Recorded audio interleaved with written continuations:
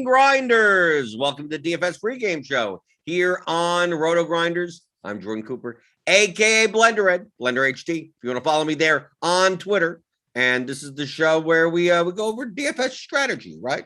Talk maybe about yesterday's slate, today's slate, answer questions from the YouTube chat, which I don't see anyone in there. I don't know. Typically, more people welcome me good morning in the YouTube chat before the show. I don't know. Do I got the right chat up? I have no idea. Maybe I don't. So feel free to type good morning in to let me know that I got the right one in there. But hello, good morning.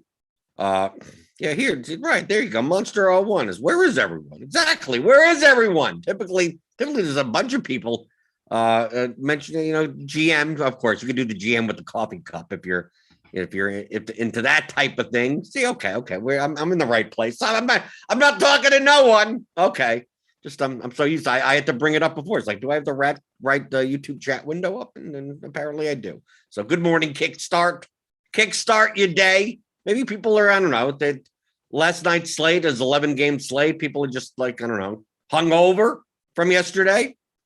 So we could talk a little bit about it. I did not play yesterday. So although I would have played a lot of Patrick Beverley. Had I played, I would have played a bunch of him. And it looked like I possibly could have built the best lineup. I could have, maybe, right? From what I was talking about in the early yesterday. I mean, some of the pricing on DraftKings is just like, come on, can we start raising THT's price? Right? Can we start, Luka was out, and look at the ownership of all these guys. Right? Beverly, like even Caruso, 4,300. Let's raise his price a little bit. So yeah, it was a fairly chalky build yesterday. I mean, some of the chalk failed. Obviously, Deadman failed yesterday. We look at our point per dollar. I went into our historic mode for lineup HQ, which you could do. Okay, you could load up any slate from the past. So you could go to this date tab here, and you can go to yesterday's date. I could go to, last Friday, 2 Fridays ago, and we'll show you the actual fantasy points in here, and you could build by it if you want. So you guys sort by point per dollar and actual point per dollar, and see, okay, what we projected versus the actual. We can see here, it's like, okay, Tony Bradley, like the cheap centers didn't do anything. So basically, Bradley, Deadman. How owned was Deadman yesterday? Let's take a look at the ownership in the fadeaway. Deadman was 33% owned. Okay, so it's still pretty owned. I mean, it was a big slate. So yeah, Brunson, Porzingis, THT, Hero, who didn't really get there, but I mean, I guess it did enough. Me too. I mean, he didn't get benched or something yesterday. Well, Butler got there because Lowry was out, right? Adebayo was out. Ricky Rubio, Patty Mills, Tim Hardaway. I mean, it's a fairly chalky day. As long as you avoided like maybe 1 or 2 landmines, I mean, you should have been able to do well. We could tell from a lot of, the 150 maxer types towards the top of the leaderboard. And right even here, like Deadman didn't get there, but Wade did. So you could have played Mills, Wade, THT. Bradley didn't get there. Brunson got there. Okoro, made value, I guess. Me too, no. McDaniels, no. I mean, but you're probably not playing these guys. Beverly got there. Caruso got there. Yeah, we had Caruso projected at 6x. I mean, our optimal, like if we just go by our point per dollar optimal. I mean, if I just sort by this, it would have been Rubio, Hero, THT, Wendell Carter, Deadman, Hardaway, Butler, Brunson. I'm assuming that got there in cash games, right? I'm assuming you still got there doing it that way. Taking a look at, I don't know, should I take a look at cash games? Let's see. Do we have a $100 double up? Got some a single entry $5 double up. Right, we should have very similar scores. Go to ownership here. Brunson, Porzingis, THT, Hero, Deadman, Butler, Rubio. Yeah, I think you should have gotten there. You were playing cash games yesterday. You probably still got there with this lineup. But if we build from actual fantasy points, What was the best possible lineup that you can make? Yeah, you're probably not getting to this. All right. Larry Nance. You need Larry Nance. Did anyone play Larry Nance? Right. You got Garland, Dort, THT, Giannis, Nance, Beverly, Butler, Caruso. So probably Dort. I mean, what? Dort had 50 points. Who the hell played Dort? Larry Nance. I mean, what were these guys owned? Let's take a look. Let's take a look in the fadeaway.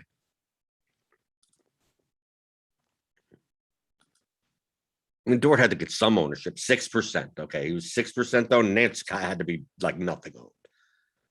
So Nance was 0.76. I mean, he wasn't even in the winning lineup, right? Like we take a look at this winning lineup, like 365.25. Best possible lineup, 403.75. So it's like you don't even need that. People care too much about, how do I get the best possible lineup? Like, do you need the best possible lineup? No.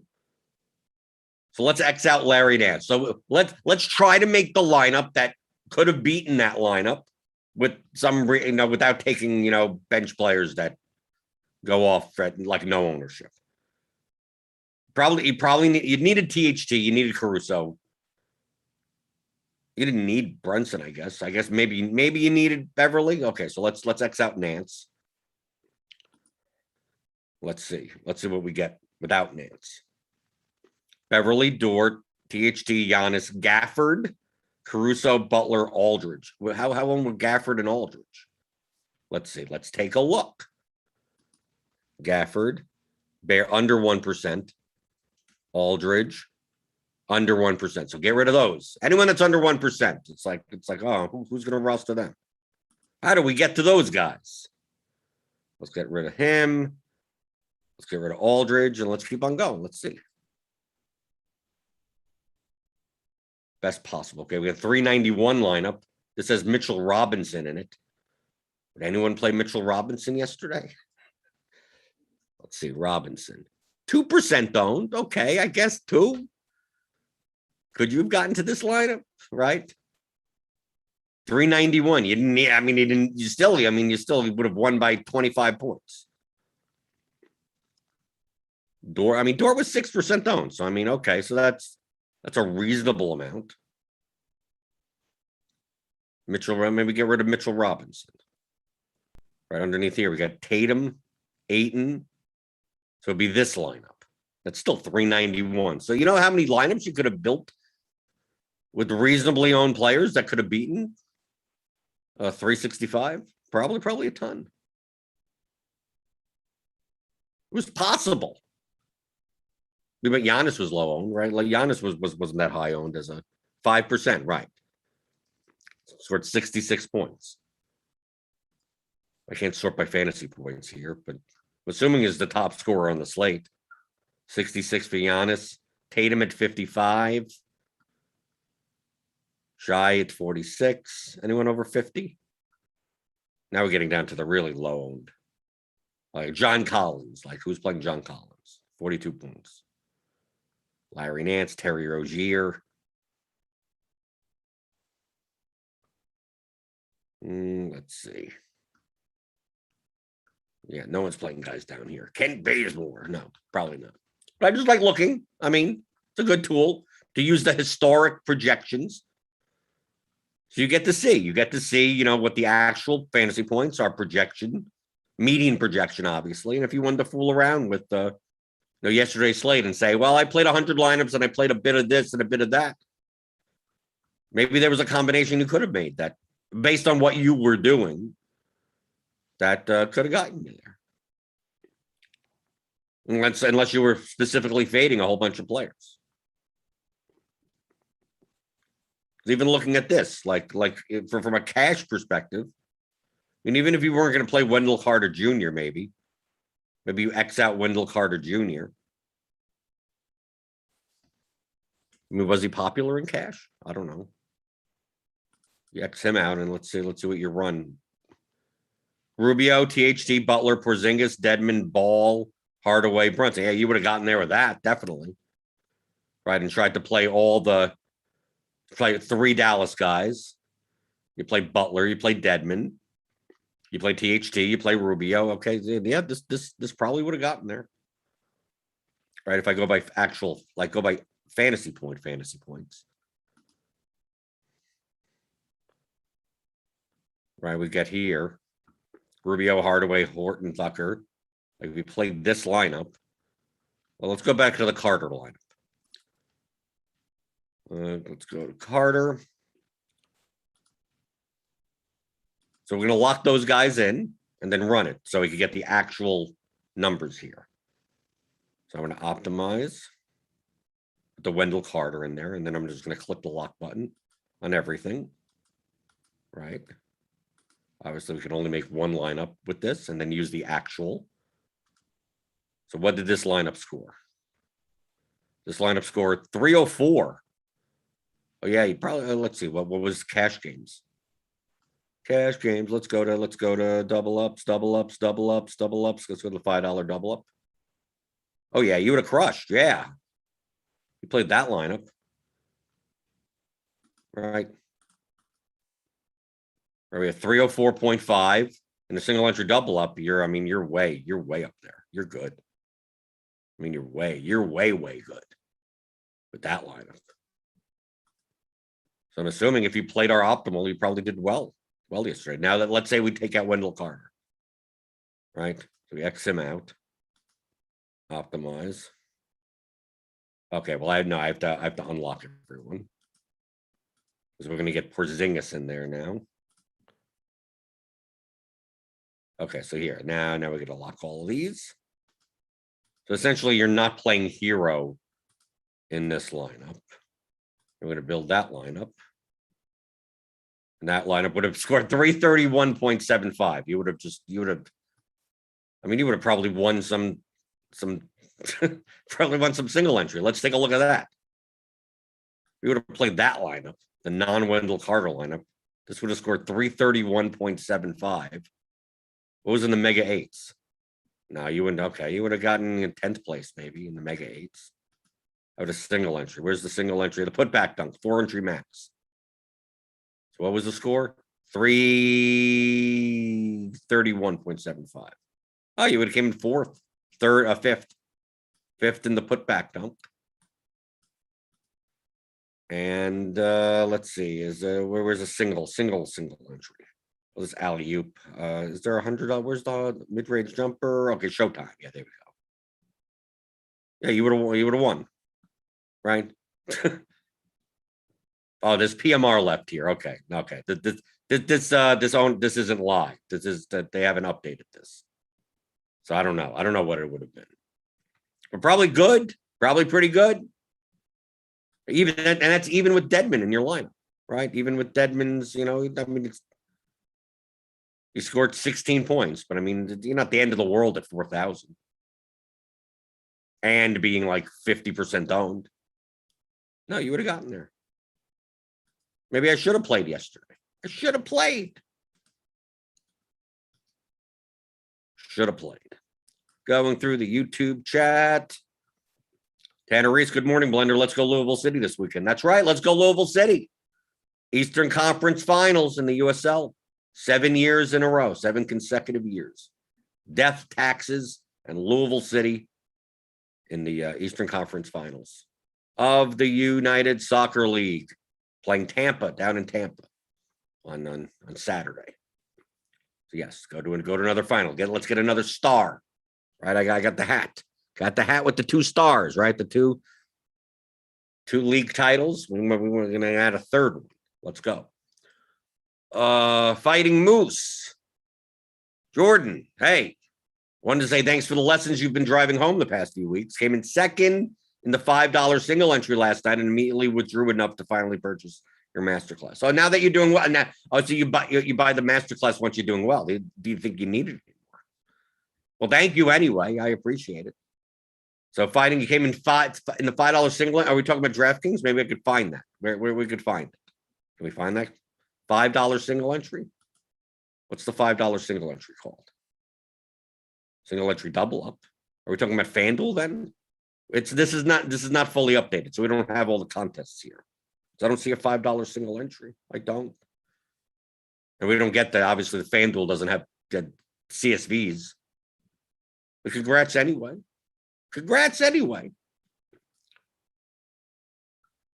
Kickstart says was looking like he needed Dort until Caruso decided to drop almost 50 points. He didn't necessarily need Dort. I mean, were there were lineups. What's the non-Dort lineups? I mean, like the winning lineup didn't have Dort. I mean, obviously until Caruso. So what were there any lineups up here that didn't have Dort or Caruso? Well, here's a Dort lineup. There's a Dort lineup. There's a Dort. There's a Caruso. Here's one with no Dort and Caruso. Jedebisk came in 6th. Had Jayshawn Tate, had Mason Plumlee. So they that made up for it, I guess. Especially with the cheap centers kind of failing. The cheap chalk centers, at least. So yeah, here you could have gotten out 357.5. No Dort, no Caruso. Were they necessary? Maybe not.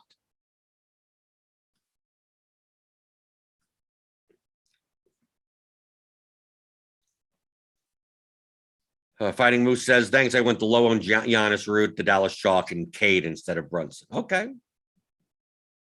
There's multiple paths, especially on a large slate. There's multiple paths to get good scores. Let's see. Well, he says the 25K high $5 single entry. Yeah, it's not on results DB yet. It'll probably be up by the end of the day or something. But I can tell whenever there's PMR, whenever I see like the live button here or whatever, like I know that it's not been updated. Because they do the updates in the morning. A lot of time, the main ones, like these bigger GPPs, whatever, they always have updated for me for this show. So I know those are always in. But sometimes the lower stakes and some of the smaller contests are not in results DB till a couple hours later. Eric Robertson said played in a 588 person GPP and there was a 28 lineup train that included plenty of players considered to be very good. I don't understand why these people would be playing such duplicated lineups. They're typically playing their cash lineups. That's the reason. They're playing at such high volume that they just play one lineup into everything. That's the reason. When you're playing $100,000 worth of volume, having a duplicated lineup in a $12 GPP, they don't. It's not worth it enough for them to switch things up. That's the reason. It's not because they're bad. It's just that they don't care. The time isn't worth the expected value.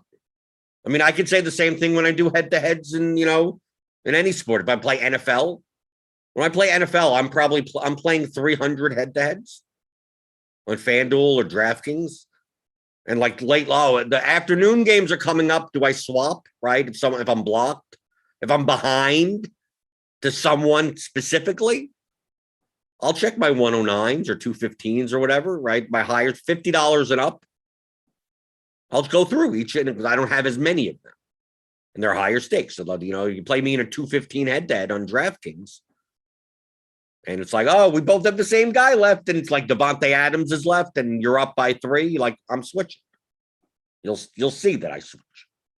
$5 head-to-heads, I'm playing 50 of them. I don't have time to get all the way to the bottom. You get me in a $5 head-to-head and you look and it's like, oh, why didn't you swap? You automatically lost. I mean, right? I was down by 3.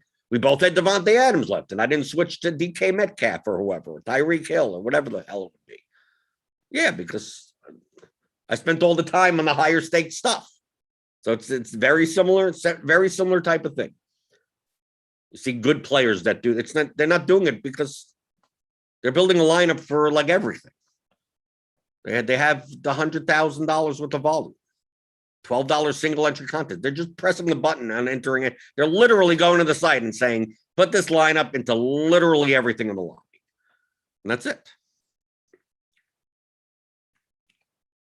Eric Robertson says, do you think those style events are good to target knowing people are playing cash lineups? Yes, I've said this numerous times before. The smaller field, higher stakes, it doesn't have to be, the highest stakes, are exploitable due to that. Knowing that there's enough of amount of people that are just playing their cash lineups in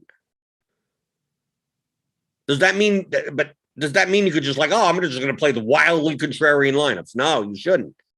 They're small field contests, and cash lineups are still good. They retain a lot of equity. So you still want to play a lineup with a high enough projection. You don't want to give up 10 points in projections for the sake of being different. Just understand that the ownership of the chalkier players are going to be chalkier. So it's easier to find leverage. It's easier last night to say, I'm just not going to play. I'm going to X out Jalen Brunson and then just literally play the best line. Just run. Literally. Like last night, if we did that. So let's go. This is historic, right? We're on historic. Let's get everyone. Let's bulk actions and make sure everyone's in the player pool. Right. So like we're gonna go with the actual, the projections, right? It's like we have here. It's like, okay, if you just ran the optimal based on projections, like the quote cash lineup, you'd have 298. Let's run it just to show the difference. So it's not just in the sidebar, right? So here we go. Delete other builds. So you got this, right? Butler, we have all this projected ownership. Then you're like, well, what if I just don't play Brunson?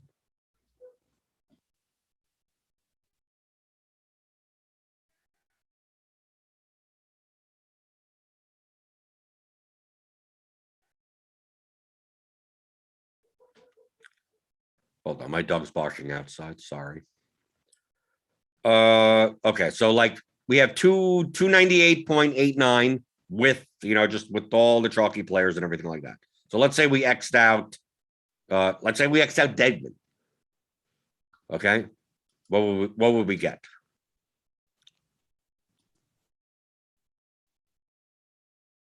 Okay, we get 293.83.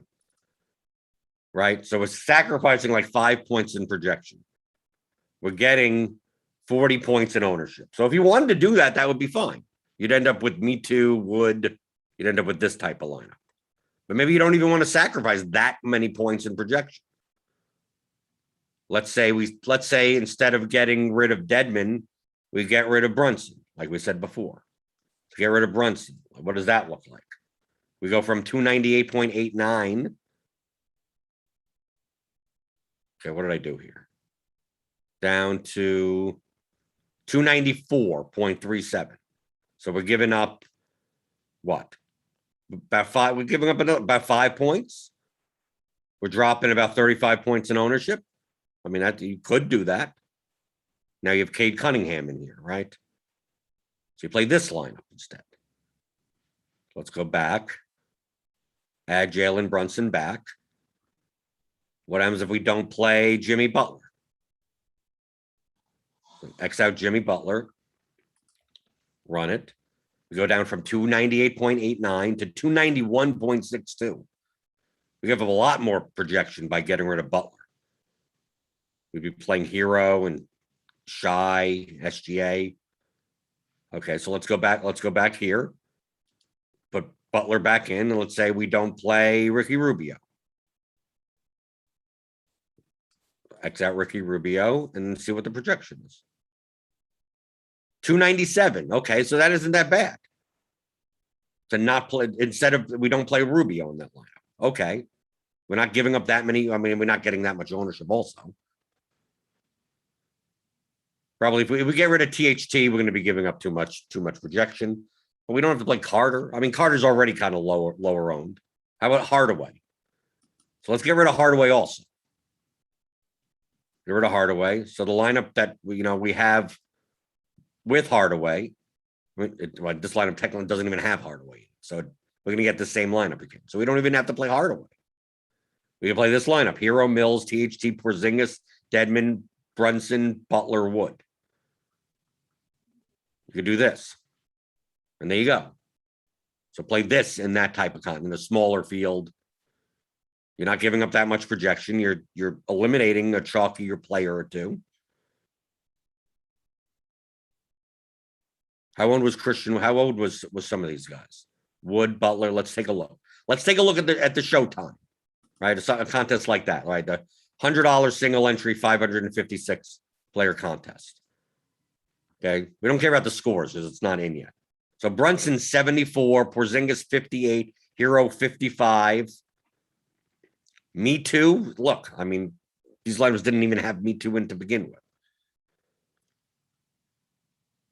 So maybe Porzingis, like, do we have to play Porzingis? Do we have to play Hero? Right? So let's say we take out Porzingis. We already got rid of Rubio. We don't need him because the projection doesn't go down that much. So let's say we get rid of Porzingis also. We go down from 297 to 296. Okay. Not that drastic of a jump. And then we get this lineup. Beverly, Hero, Horton, Tucker, Carter, Dedmon, Brunson, Butler, Wood. You could play this in the Showtime, right? You sacrificed a little bit of projection. You got off some of the chalkier players, but not ones where you're sacrificing 7 points from doing so. So you take a look at this. Do we even need to play Hero? Let's see. We go down from 296 down to 294.6. I mean, it's doable. Then you're ending up playing Me Too. So you have to choose. So maybe you do play Hero. Right, so you play this lineup. This lineup would have scored 302 points. Take a look at, I mean, we don't know, right? We got it close. In the Showtime, let's take a look at the similar size contest. The buzzer beater? Are all these scores in? All these scores are in. So what would you have scored with this? 302? I mean, you would have cashed, right? You would have came somewhere up here. Been decent enough. But for those smaller fields, smaller, under 1,000 entries, under 500 entries, like that's it. I mean, how do you exploit when a lot of the people are putting in cash lineups, or a lot of other people are putting in safer lineups? You can still put in a safer lineup. Just run the lineups, like do what I just did. You're not going to know until you do it. Of like, how many points am I sacrificing by not having this player in? We saw that if we got rid of Butler, like that dropped our projection way a lot. That you could not play Butler, but then now you're done. Like now you're at the level of like you sacrifice like 8 points by not playing Butler with that ownership. Is it worth it? But we saw that we were actually better off getting rid of Rubio, getting rid of Hardaway, getting rid of Porzingis even. And that was better. We had lower ownership and a higher projection. So since the chalk is going to be chalky, you could just go and do that. So what combinations of players that I could play? That you're still playing, like most of your lineup is a cash lineup. But then you have, then you look at the lineup and it's like, well, you have Anthony Edwards in there. Or you have Lonzo Ball in there, or Patrick Beverly or Wendell Carter Jr. And those are the differentials in a smaller field single entry contest. So it shouldn't take you that long. That's why I said, why should it take you that long to build lineups? You could do literally what I just did, like 5 minutes before the slate. And typically that's what I do when I play. Sometimes I play like 10 small field type of lineups, right? I'm playing like 4 entries, like an entry into the putback, 250, one into the Showtime, one into the $40 mid-range jumper. I'm playing a bunch of them, right? So 6 to 10, something like that. And this is what I do.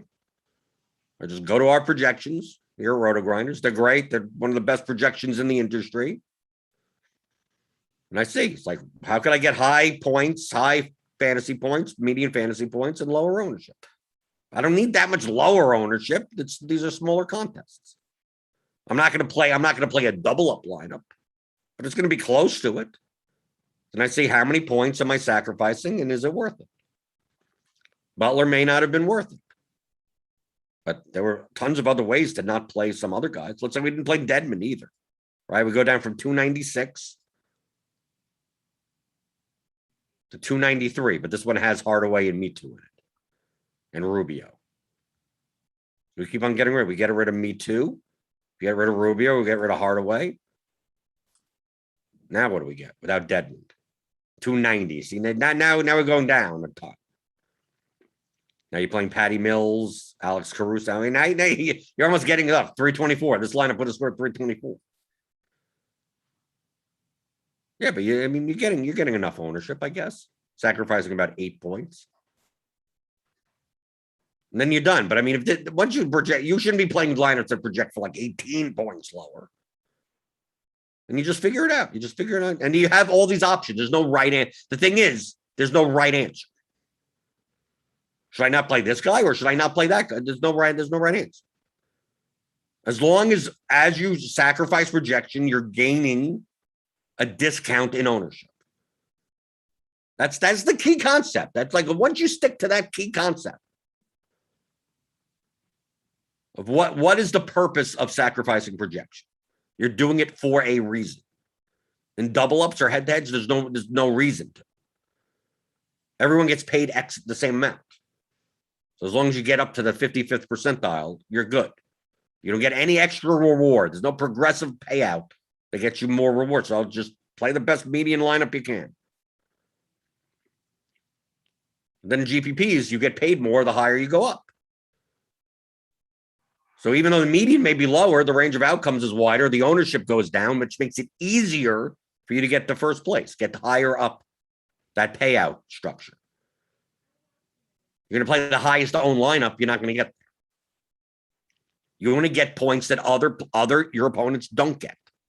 That's the key to DFS. It's not to score the most points, it's to score more points than your opponents. How do you score more points than your opponents? By getting more points that they're not getting. So when a 62% owned player scores a basket, it's helping you beat the other 38% of the players in the field, but it doesn't do anything against the other 61% that you're playing against. So it's not as valuable to you.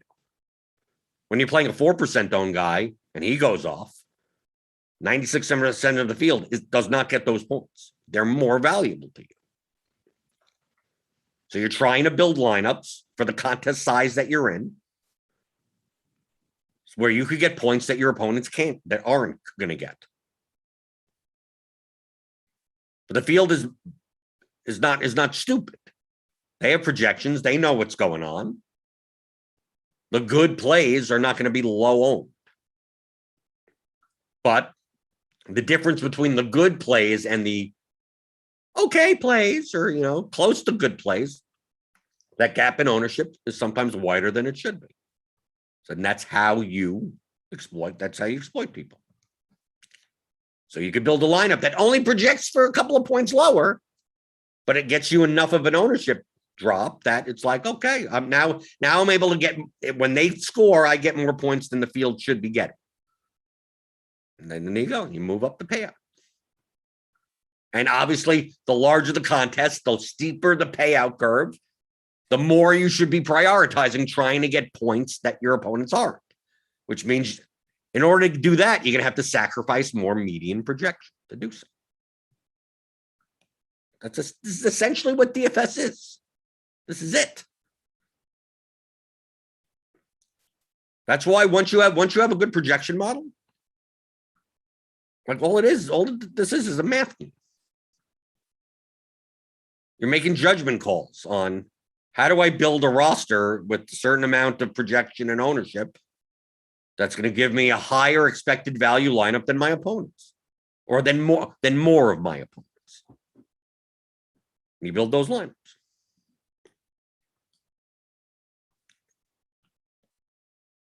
Let's see. Jacob Calloway, saw your pod with Josh. Seems like a lot more nuanced understanding of soccer is needed to compete at high levels.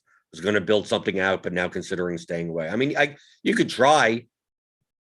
The bag testing would be a pain in the ass. There's so many different variables in a soccer game. Like you go back to this game team had 18 crosses. Then the next game, it's like they only crossed the ball 4 times. It's like, well, it depends who they're playing. It depends on the formation. Right? I mean, if it's 2 mid-table teams, They play much differently than playing against Liverpool. So to count those games as similar situations is, it doesn't happen in other sports that way. Basketball, like the best team versus the worst team, they're still playing basketball, right? Hockey, baseball, against good. Yeah, this team struck out 15 times. Yeah, because they were facing a good pitcher. But you also have a larger sample size. You have 162 games. If you go and you're going on a 38-game Premier League season, I mean, yes, you'll get some macro, like this, how teams tend to play, but on a micro basis, on a week to week level. I mean, I could look at formations in the Premier League and know not exactly how they're going to play. Just go, oh, if this guy's positioned there, that means they're going to be playing more wide, or they're going to be playing down the middle, right? They're going to be playing more defensive. All you have to do is stick another defensive midfielder into a spot that normally an attacking midfielder is, and the whole system of how they play changes. So I guess you can model soccer, but an hour, but once the starting lineups come out, an hour before lock, like you could throw out some of the stuff. You just go, okay, they're playing with a false 9, so they're not going to be crossing the ball that much, right? One key player is out of their lineup, and it destroys everything else that they do. Or we've seen with Crystal Palace in the past that if Zaha's not in the lineup, they just play like crap. So it doesn't matter. You look, and everyone looks. Oh, I've been done. So what can you do? Now you have to look at all the lineups where he didn't play. It's like he's only not played like 4 games in like 5 years. So that's a very small sample size to begin with. Let's see. A Kickstart said I played Keelan Martin and Ed Davis when they got ruled starters. Are the projections you're using account for that? Or could it boost it up and see if they're even around the high projected lines? Yeah. The projections account for everything. I don't know why you played Keelan Martin and Ed Davis. I mean, what were they projected at? Let's go to the historic. Probably not high. I don't see why they would be high. All right, so let's go to our projected point per dollar. I mean, Keelan Martin, we had it 5.72 point per dollar. So not bad. It wasn't bad. Like not to, oh my God, you got to jam him in. No, not, I mean, he was there. Ed Davis. I couldn't even imagine. Ed Davis. Barely anything. We barely had him projected for anything. Remember, NBA is not about who's starting. It's how many minutes are they going to play. And who's on the court when they play those minutes. So don't, Keelan Martin's starting, you got to play. Well, if Keelan Martin's playing, and he's playing with all the starters on Indiana, well, he has to compete with usage with Brogdon and Sabonis and Turner, all those guys. So you can't just say, oh, he's going to walk into 36 minutes. No, that's not going to happen. But yes, our projections take that into account. Takes all of that into account. Like that's the whole point of projections. That's the whole point of having a model. It already does. I just refresh it. Like, oh, something's happened. New news. You wait a couple of minutes, you'll see the timestamp change. Our projections team has adjusted stuff, and there you go. We even have a new starting lineup indicator in lineup page, if you've seen. Right, you see on the screen here, we have a new column. So it'll be yellow, green, or nothing.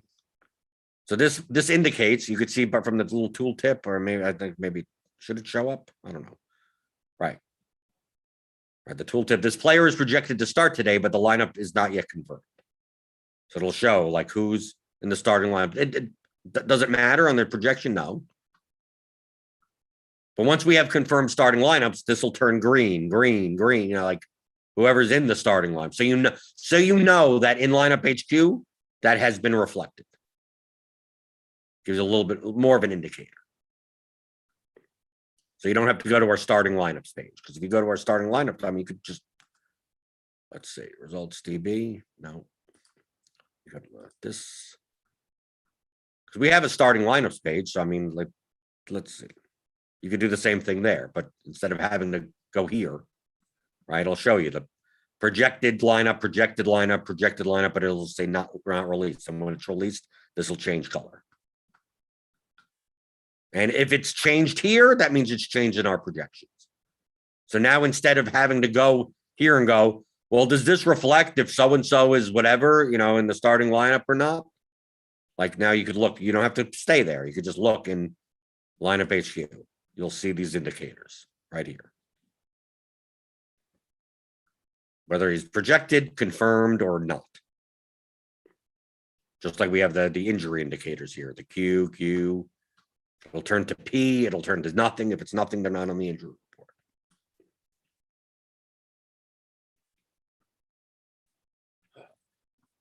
Slick, did Daniel Gafford project high yesterday? I don't think so. What did Gafford project for? 40 for nothing. 21? That's why he was that's why he was under 1% up. What happened in the game that he got a lot of points? Did Harold get into foul trouble? Did he just go nuts? Or, I mean, who knows? That situation there in Washington, then the minutes could be allocated differently. Justin Kelly says Martin was a fine play, played almost 28 minutes, but just shot 1 for a 7. Yeah, okay. But like I said, like Martin, like he showed up, he was fine. But not a jam him in type of play. Right? I mean, no one was a jamming in type of play. I mean, you had good plays. You had THT, you had Brunson, you had people with six point per dollar, up here. So like if you played Martin, okay, fine. I see Martin's down over here. So it's not bad.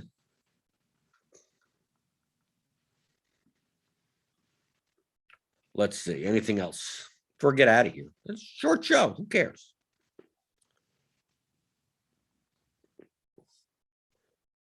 Let's see. Michael Dompia says last night before 10 p.m. I was looking for updates for late swap.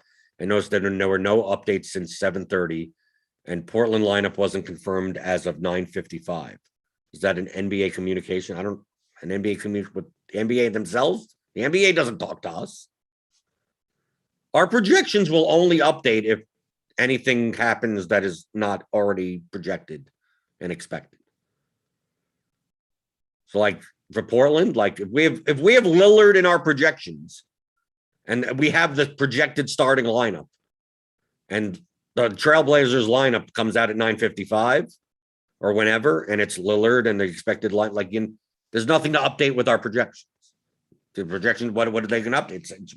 We have it in as expected.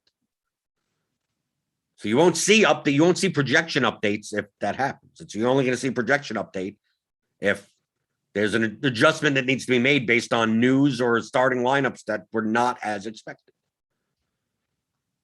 There's no reason to have them.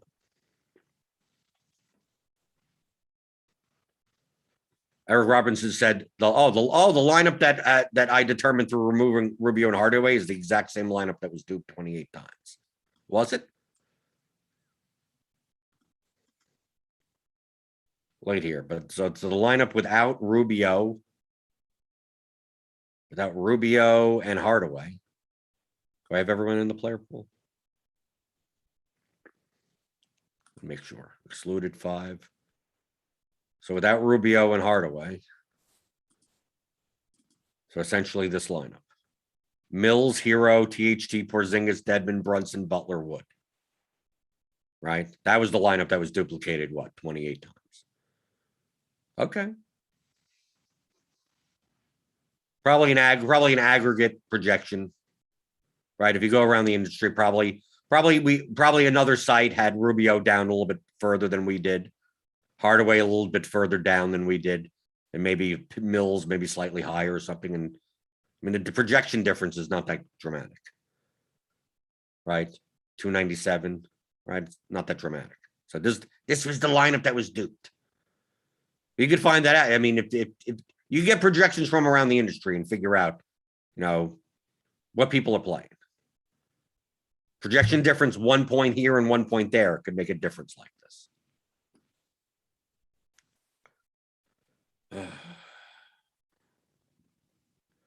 Justin Kelly, what do you think of the new reward system on DK? Which we had a little bit more time to boost tier. I only play NFL and NBA and will not get out of gold. Well, the thing is that you keep your tier for the entire year, though. So, like, if you're whatever tier you're at, that you get to, once you get to it, you get to retain that for the entire year. So you don't have to make it month after month after month. So some people that just play NFL will be like, well, I could make it up to diamond or even black or something. And then in February, they're gold. They're nothing, right? They don't care about you. So you get to keep it for the entire year, though. I think it's fine. Saves me for having to open the app and tap my daily rewards every day.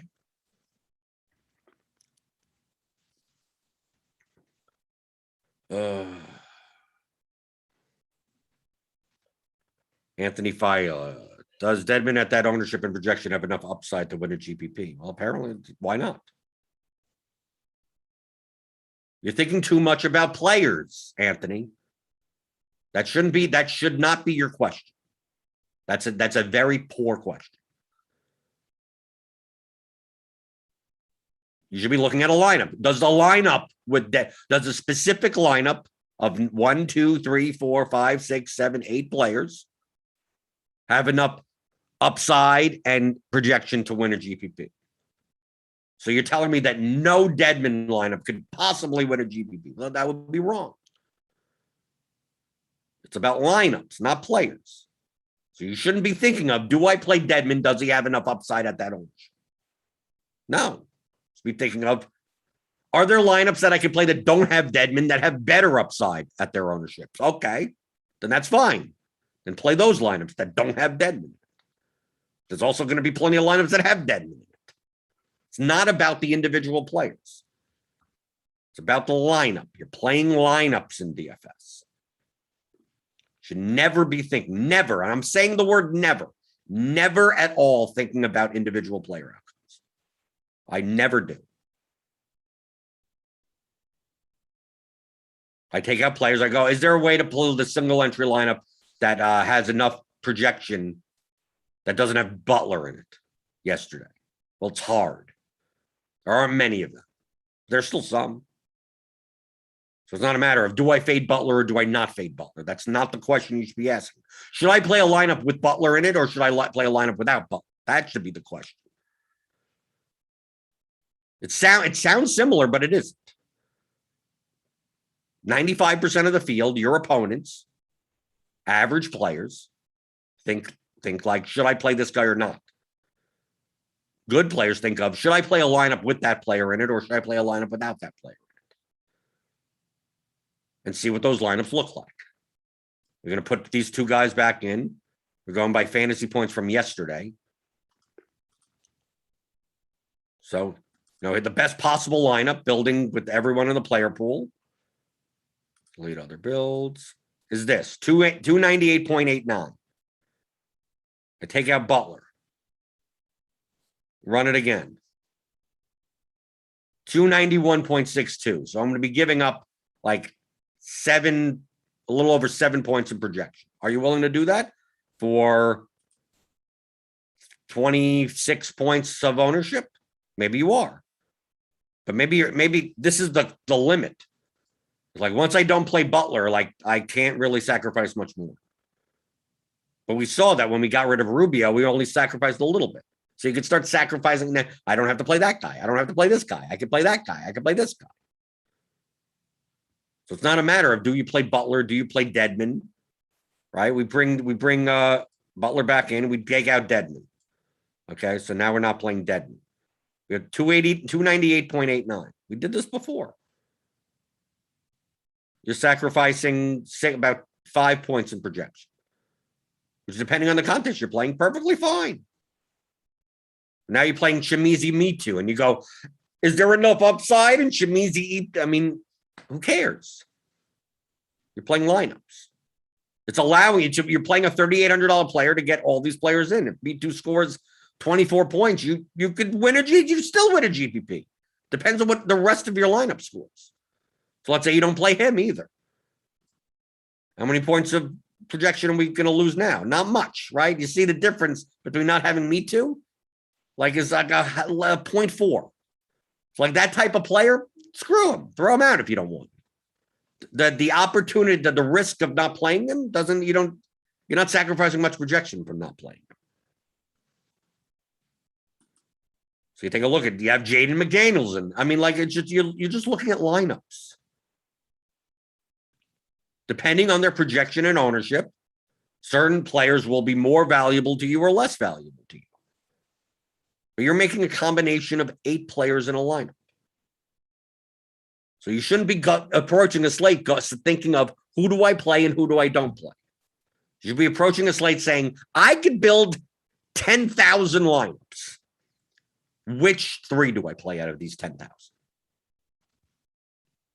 Who do they contain?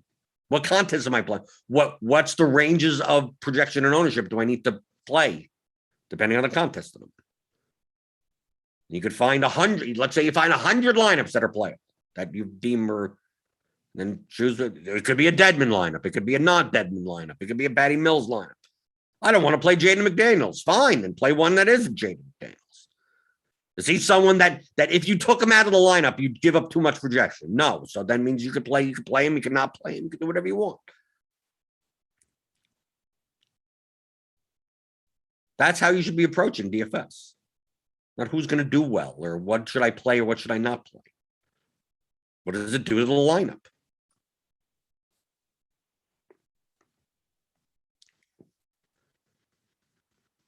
Right. Eric Robertson says the ownership projection of a player doesn't determine if you should play them. What effect not having them in the lineup has on your overall lineup ownership projection should determine it, and vice versa. Right. Because there are absolutely many times that I look at a player's projection and their ownership and go, they're over-owned. It doesn't mean they're a bad play, because they still are a high projected play. They're just over-owned. But that doesn't mean, I X them out. No.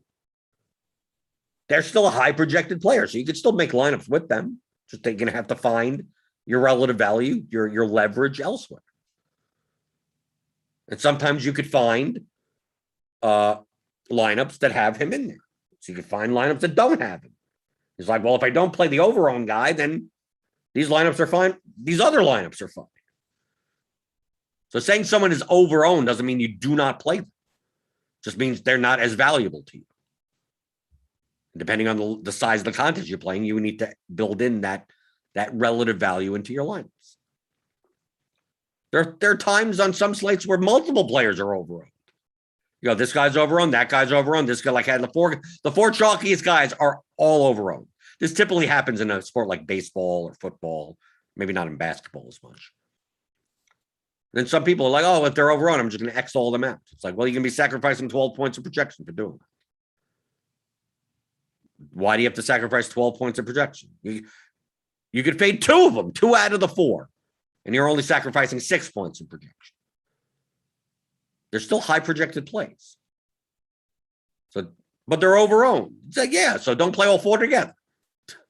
Well, which 2 should I play? Whichever 2 you want. Round robin that stuff, right? 2 to play these 2, then these 2. Set a group that says no more than 2. Then build lineups from there. Well, which specific one? There's no specific ones. You're playing lineups.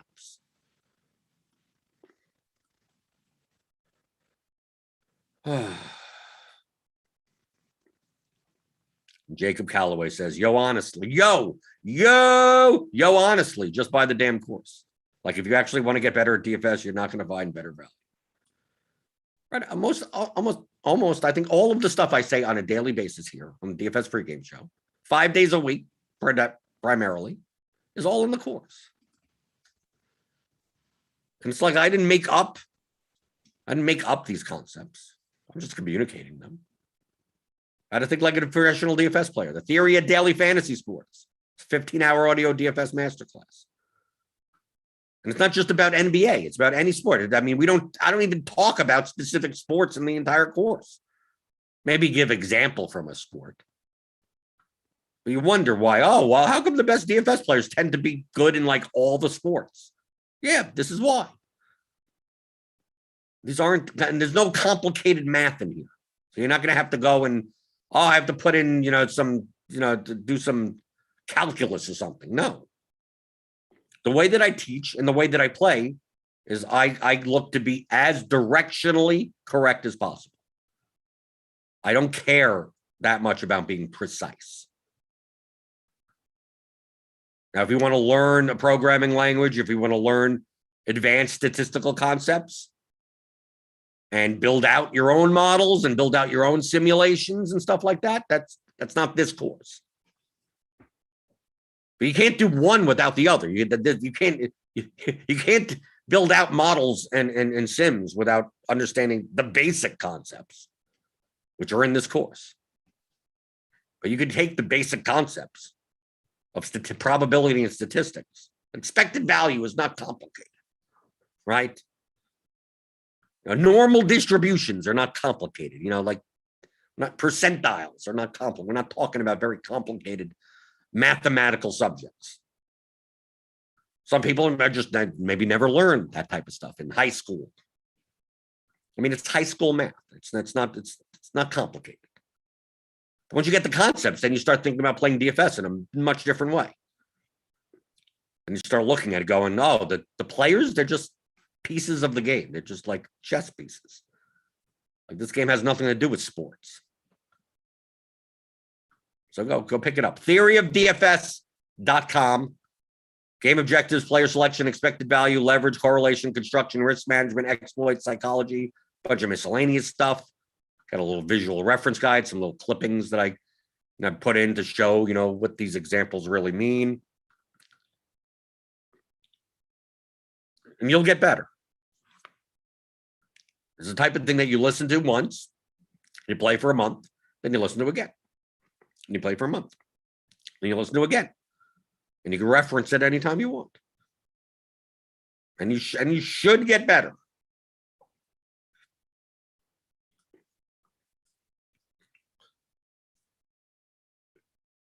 And Michael Dompia says, I'm overestimating the focus and intelligence of the average American. No, I'm not overestimating. I know most people are stupid. But I'm assuming the people watching this show are not stupid, right? You're here for help. You're here to get better. You're not here for the picks and the plays and the locks. So yes, so I do not overestimate. I know how stupid people are. Right. That's why I don't like people, because most of them are stupid. But I would assume that if you're watching this show, if you're giving me the thummy thumbs, right? Give me those thummy thumbs on your way out the door. You're subscribing to the channel. If you're hitting the notification bell to know when I go live, that you're smarter. You're smarter than the average person. You'd get something out of this course. So do all those things on your way out the door. I'll be back later today. Right? We got Grinders live, I believe. Crunch time. We got stuff. I'll be for the pre-lock show for the NFL the showdown. Who's playing tonight? I don't remember. I built a dummy lineup. I don't even remember who's playing. Whoever's playing tonight, I'll have to look at. I'll look at and see. And it'll be me. I believe Will Priester on the show 7:30 Eastern. So feel free to hit the thumbs up button, hit the subscribe button, hit the notification bell. I'll be back later, and I'll be back tomorrow for Casual Friday, answering your DFS strategy questions as always on the DFS pregame show on RotoGrinders.com.